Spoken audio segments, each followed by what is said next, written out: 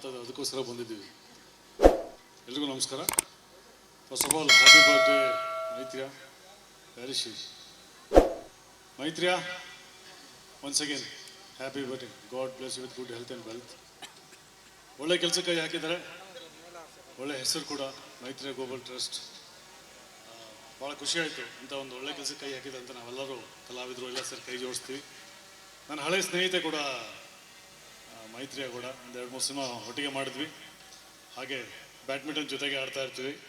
Shravan sir ಇಲ್ಲೇ ಇದ್ದಾರೆ, Appu cup sponsor sir. Shravan sir ನಿಮ್ಮ ಅಡಿಯಲ್ಲಿ ನಾವು ಆಡ್ತಾ ಇರ್ತೀವಿ. ಈ ವರ್ಷನೂ ಮತ್ತೆ ಶುರು ಆಗ್ತಾ ಇದೆ.